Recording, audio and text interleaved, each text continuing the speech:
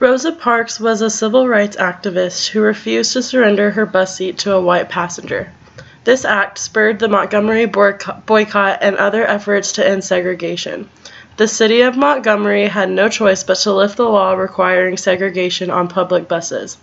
While operating a bus drivers were required to provide separate but equal accommodations for white and black passengers by assigning seats. This was done by creating a line in the middle of the bus separating white passengers in the front and African American passengers in the back. When an African American passenger boarded the bus, they had to get on and at the front to pay their fare, and then got off and reboarded the bus at the back door. The bus boycott helped launch nationwide efforts to help put an end to segregation of other public facilities.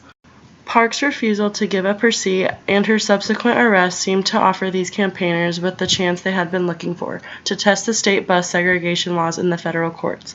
Initially, the Montgomery Improvement Association used the African American response to Rosa Parks' arrest to campaign for better treatment of blacks on segregated buses, but the NAACP wanted more, a fight for full integration.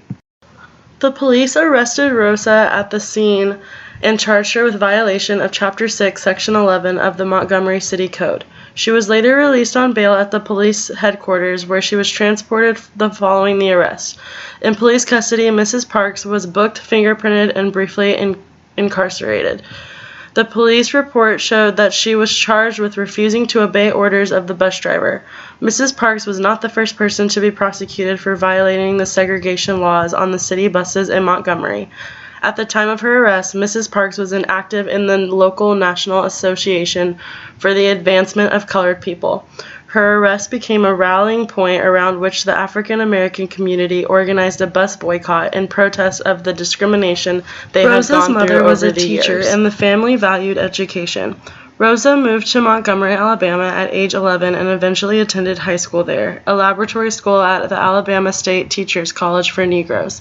In 1932, at 19 years old, she married Raymond Parks, who was a longtime member of the National Association for the Advancement of Colored People. He supported Rosa in her efforts to earn her high school diploma, which she ultimately did the following year. Raymond and Rosa became respected members of the Montgomery's large African American community, coexisting with white people in a city governed by Jim Crow segregation laws. After she retired, Rosa wrote her story, Rosa Parks, My Story. In this, she tells the story of her life growing up in the South in the early 1900s when racism and segregation was a law. Life was difficult for Parks and her family, but with hard work and determination, she was able to make changes in the lives of African Americans everywhere.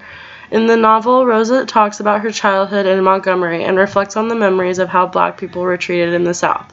In 1999, Parks was awarded the Congressional Gold Medal, the highest honor in the United States bestowed on a citizen. Parks had drafts of early writings, notes, and statements about her arrest and facts about the bus boycott, as well as general reflections on race relations in the South. Some of her drafts included notes, interviews, prayers, spiritual reflections, and statements by Parks. These were arranged alphabetically by type of material. Parks is a very important historical figure during the civil rights movement. She took a stand for what she believed in. For a quiet act of defiance that resonated throughout the world, Rosa Parks is known as the mother of civil rights movement. You must never be fearful about what you are doing when it is right.